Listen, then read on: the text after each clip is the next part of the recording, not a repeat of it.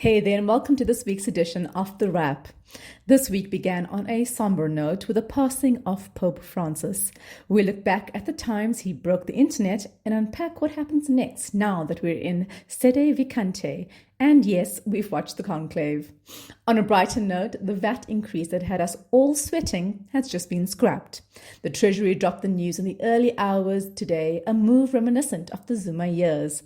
Will service providers reverse their price hikes, or are awkward apology emails on the way? Meanwhile, the weather's been showing off. Depending on where you are in Mzansi, you're either drenched or defrosting. We summarize what you need to know. On the light side, a beloved broadcaster has tied the knot, and our closest relatives in the wild have been observed having happy hour. Also this week, a new daily pill is giving Ozempic some serious competition, and scientists say they found signs of life on a distant planet. So, let's dive into these stories and more in this week's wrap, brought to you by myself, Verashni Pillay, and the Explain.co.za team. In your big story, we take our hats off to the DA and their unexpected court allies, the EFF. They've just done what others could not. We're looking at you, Action South Africa. The Treasury announced this morning that the contested 0.5% VAT hike will be scrapped and VAT will remain at 15%. This follows a disastrous day in court on Tuesday for Finance Minister Enoch Godongwana's legal team. They were defending the VAT hike after the DA took them to court over the matter, with the EFF later joining their application. The DA hinged their argument on who decides to increase VAT rather than the moral argument against it. The judges seem to agree that the minister had overextended his authority rather than allowing for the will of Parliament, the people's representatives. In fact, as one appropriately named judge, Kate Savage, remarked, the notion of no taxation without representation seems to be a vague concept in the mind of the minister. Ouch. By Wednesday night, Godongwana's team had smelled defeat and approached the DA to settle out of court. The blue and red parties will come out of this looking pretty good, but the same cannot be said for Herman Mashaba's Action SA. As we told you previously, Action SA were duped into rubber stamping Godongwana's VAT hike in a parliamentary subcommittee, thinking their recommendation for the Treasury to reconsider the hike would hold water. Spoiler alert, it did not. The EFF pointed out in court, Godongwana never intended to revisit his decision, contrary to what he promised smaller parties. It's a lesson for all involved in the GNU. Do your homework. This did not stop Action South Africa from trying to take credit for the VAT hike reversal. Now that this matter has been settled, the GNU will resume trying to reset their working relationship, a process that started last week but needed the budget impasse to resolve before concluding. They'll need all the cooperation they can muster, as South Africa must now plug a 75 billion rand hole in the budget over the medium term, with lower than expected growth thanks to the US's war on, well, everyone. More on this later. For now, we can breathe a sigh of relief that we won't be facing yet another squeeze on our wallets. Now we just need our banks and insurance companies to apologize for those increased letters they sent us. On to the lighter side, popes, princes, and primate parties. Here are the tweets that made our week. First up, Tyrell McGowan tweeted, now I'm not saying that J.D. Vance killed the Pope per se. I just think his actions raise some questions, like, for example, did J.D. Vance kill the Pope? Just a day before his death, Francis met US President J.D. Vance, Vice President rather, a conservative Catholic close to Donald Trump. Online, the memes flew. Some joked the visit drained the Pope's will to live. Others noted he'd survived a double pneumonia, only to be undone by Vance. Meanwhile, from Radio Queen to Royal Queen, tweeted someone else, Anela didn't just secure the bag, she secured the entire throne with legal representation. The tweet references broadcaster Anela Mdoda, who broke the internet in traditional style. The media powerhouse recently celebrated a traditional Xhosa ceremony with her fiancé, Bonalela Mgodlwa. This is a cultural milestone where the groom's family is officially welcomed after lobola has been paid. Ngudlwa is a lawyer and prince from the Abatembu royal family. With both families confirming plans for more festivities later this year, fans are already counting down to a September wedding. Meanwhile, Elihu Arande tweeted, wild chimps were caught on camera sharing fermented fruit like a tiny jungle pub crawl. Researchers say this might explain why humans love bonding over drinks. Evolution's oldest happy hour, cheers to that. Researchers filmed wild chimpanzees in Guinea-Bissau sharing fermented African breadfruit, The Guardian reported this week. The fermented fruit was tested and found to contain alcohol levels similar to those of light beer. And the chimps didn't just snack solo. They sought out the boozy bits and shared them across ages and sexes, hinting at some serious social bonding. Modern research says no amount of alcohol is truly healthy, but try arguing that with evolution. The chimps seem unbothered. Moving on to some economic news, the International Monetary Fund, the IMF, has slashed global growth forecasts for everyone, including South Africa. They announced the updated forecast in a press conference on Wednesday on the sidelines of the IMF and World Bank spring meetings in Washington, D.C. this week. The IMF now expects global growth to hit just 2.8% in 2025, down from 3.3% predicted in January. While that may not sound dire, it's well below the 3.7% long-term average since 2008. The big reason? Trump's Liberation Day tariffs. Though paused for 90 days, the damage is done. This, says the IMF, is the highest level of trade tariffs in nearly a century, and it's dragging down investment and fueling inflation. They've put the chance of a global recession at 30%, up from 17% in October. The IMF's new forecast for South Africa in 2025 is just 1%, down half a percentage point from 1.5% in January. Even that meager figure may be optimistic, with the IMF calling it a reference forecast, code for don't get too comfy. This is also lower than the 1.9% our Treasury predicted in the March budget. For 2026, next year, it's not much better, with projected growth at 1.3%. Meanwhile, our population grows by 1.6% annually, meaning GDP per capita is shrinking. But globally, the pain is being felt. US growth for this year is down to 1.8% from 2.7%. China is at 4% from 4.6%, and Germany is at a flat 0%. Locally, hopes that South Africa's government of national unity might inject energy into reforms are being tempered by both global uncertainty and local instability. Like most small, open economies, South Africa is vulnerable to global financial wobbles, and our high public debt and limited fiscal space don't help. Sub-Saharan Africa as a whole is also feeling the squeeze, with its 2025 forecast trimmed to 3.8%, down from 4.2% as predicted in January. The IMF's advice: countries must restore stability in trade policy and cooperate, or risk stagflation. That's slow growth plus high inflation, the worst of both worlds. Expect more news from the IMF and World Bank meetings this week, where South Africa will co-lead this week's finance track as part of our G20 presidency. Here's hoping we make it count. Read the full article on our website, explain.coza. In health news, a new daily pill might be the next big thing in weight loss and diabetes treatment, and it does not come with a needle. This is according to the results of a clinical trial announced last Thursday morning. US pharma giant Eli Lilly is testing a drug called orforglipron. Try to say that 3 times fast. Early results suggest it works as well as injectables like Ozempic and Mounjaro, helping folks with type 2 diabetes shed kilos and manage blood sugar levels. These meds are part of a class called GLP-1 receptor agonists. They've gone viral for their weight loss perks, but currently they're pricey, need refrigeration, and must be injected. A convenient pill could change the game. In a 40-week trial with 559 people, those on the new pill saw their blood sugar drop significantly and lost around 7 kilograms, about the same as Ozempic users. Side effects: the usual suspects: nausea, vomiting, diarrhea, and constipation. Eli Lilly hopes to get the green light for obesity treatment later this year and for diabetes in 2026. Right now, GLP-1 meds are mostly out of reach for ordinary South Africans. In the private sector, you need a doctor's prescription, and even then, most medical aids won't cover it if you're using it for weight loss. In the public health system, forget about it. That's worrying, considering nearly 5.6 million South Africans have diabetes, and obesity affects more than a quarter of adults. Experts say traditional advice, eat better, move more, isn't cutting it, especially when it just heaps shame on patients.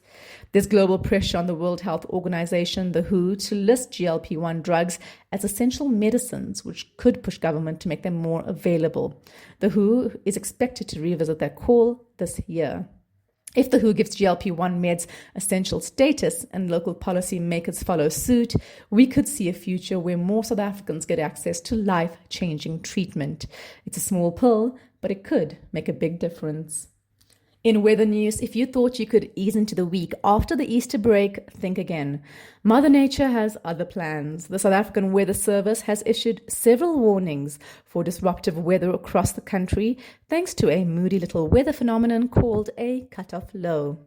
A cut-off low is a low-pressure system that becomes separated from a larger jet stream. When that happens, it tends to loiter over an area, much like that one guest who just won't leave the party. The result? Days of cold, wet, and potentially dangerous weather. Expect widespread rain, strong winds, severe thunderstorms, hail, and even snow in some areas, all between Wednesday and Saturday. KwaZulu-Natal, Free State, Northwest, Gauteng, and the Eastern Cape are in the firing line. So, is this actually normal? Sort of. These systems usually pop up in autumn, but this year's rainfall has been well above average, likely due to a neutral El Nino Southern Oscillation, or ENSO phase, which makes weather patterns a bit more unpredictable. And yes, climate change is very much in the mix. Our advice: stay indoors if you can. Avoid driving on flooded roads or low-lying bridges. That puddle is not as shallow as it looks. Move your car, pets, and prize setup to higher ground. And in fashion news, why pay 700,000 Rand for a Birkin luxury bag when TikTok says you can get it for just 26,000 Rand from the source in China? Spoiler, it's not that simple. Chinese suppliers have taken to TikTok, claiming they're the real makers behind your fave designer bags and activewear, which usually bear the label of made in France or Italy. Think Birkins, Birkenstocks, and Lululemon tights, all supposedly straight from the source at a fraction of the price. These viral videos, now mostly deleted by TikTok for promoting counterfeit goods, suggest that shoppers can skip Western brands and Trump-era tariffs by buying directly from Chinese manufacturers. One TikToker even broke down the real cost of a Birkin, saying it was around $1,400 instead of the $38,000 price tag. In this economy, that's tempting stuff. This follows US President Donald Trump's 145% Liberation Day tariffs to punish China, but they've mostly hurt consumers. Now, some shoppers are fighting back, seeing TikTok's factory direct deals as a hack to outsmart both brands and tariffs. Unfortunately, it's not that simple. As experts told GQ and Euronews, most of these so-called luxury steals are unverified and, at worst, outright fakes. This means no guaranteed quality control, compliance with international standards, or brand warranties. Some counterfeits even contain dangerous chemicals like arsenic and lead, said Vidyut Srinivasan, CEO of luxury authentication company Entropy. You are buying something that you think is cheaper and better, and it's a big F you to some of the brands, but you don't realize that you're actually harming yourself. We know what you're thinking. This sounds like something the luxury goods industry planted to fool us. But some also say the Chinese government could be quietly encouraging counterfeits to retaliate against US trade restrictions, turning your online shopping spree into an international chess move. Bottom line, if a deal seems too good to be true, it probably is. Proceed with caution. Your wallet and your health might thank you.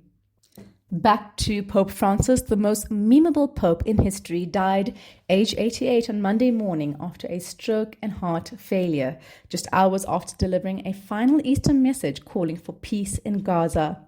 His funeral will take place Saturday at St. Peter's Basilica in Rome, with global dignitaries expected. Born Jorge Mario Bergoglio, Francis made history as the first pope from Latin America and the first non-European in over 1,200 years. More than his titles, he'll be remembered for his compassion, humility, and how often he made headlines for simply doing the decent thing. Here are 5 unforgettable times he broke the mold and the internet. Standing up for immigrant rights, Pope Francis clashed with Trump-era immigration policies for years, a topic he felt strongly about. In a now famous 2016 exchange, he said of Trump's proposed border wall, "A person who thinks only about building walls and not building bridges is not Christian." He also fired back in a letter to American Catholic bishops earlier this year after Vance misinterpreted the Christian concept of ordo amoris, or rightly ordered love. Vance took it to mean compassion first to, as he put it, one's family and fellow citizens, and then after that to the rest of the world, defending the Trump administration's anti-migration policies. Without naming Vance directly, the Pope wrote, "Christian love is not a concentric expansion of interest that little by little extend to other persons and groups." Hear, hear. And on Queer Rights in 2013, Francis was asked about gay priests. His response, "If a person is gay and seeks God and his goodwill, who am I to judge?" Marking a turning point in how the church speaks about LGBTQ plus people. While church teachings didn't change overnight, the tone did. He later endorsed same-sex civil unions met with gay and trans people and allowed priests to bless same-sex couples, if not in a marriage-like way. And during the ongoing war in Gaza, Pope Francis phoned the strip's only Catholic church every single day, offering prayer and comfort to the besieged community. His final message to the world, a plea for an immediate ceasefire and humanitarian aid. It wasn't all serious stuff. In 2014, his comments about all creation being redeemed were misinterpreted as confirming dogs go to heaven. Cue the internet's collective tail wag. Here's to a pope that the world needed. Read the full story on our website and learn who will be the possible contenders, including several from Africa. And in some final science news, if you've ever stared at the stars and wondered if something is staring back, you may be right. A team of scientists from the University of Cambridge revealed last week they found the strongest signs yet of life on a distant planet. Using the James Webb Space Telescope, yes, the fancy one NASA launched in 2021, researchers found two interesting chemicals, dimethyl sulfide, DMS, and dimethyl disulfide, DMDS, floating around in the atmosphere of a planet called K2-18b. These molecules are usually produced by living organisms on Earth, mostly by plankton. That's enough to get scientists a little giddy. But hold your UFOs. Not everyone's convinced. Other experts argue that the evidence is flimsy and that the levels of these chemicals are so low that they might not even qualify as proof on other planets, or that they might not be produced by living organisms on these planets. In other words, interesting but not quite ET phoning home yet. K2-18b, by the way, is a chunky exoplanet, a planet that orbits a star other than our sun, 8.6 times as massive as Earth and a casual 124 light years away in the Leo constellation. It orbits a cool little red dwarf star in a habitable zone, a spot not too hot and not too cold, where liquid water could exist. Even if K2-18b turns out to be a lifeless gas ball, it's still our most promising lead in the search for a second Earth. But maybe the real message isn't out there, it's right here. As scientists scan the skies for distant biosignatures, Earth is quietly giving us its own signals, melting ice caps, extreme weather, and species disappearing. This cosmic discovery was announced just a week ahead of Earth Day, marked on Tuesday this week. Perfect timing to remind us that while it's fun to dream of other worlds, we only have one that's proven to sustain life. That's it from us at The Wrap, an award-winning product of Explain.coza. Simple news summaries for busy people. The Wrap is sponsored by Explain's agency division. We specialize in content marketing for purpose-driven organizations. Mail info@explain.coza for a quote. Remember to share the love. Tell your friends to sign up at explain.coza/subscribe. Till next time, goodbye from the team.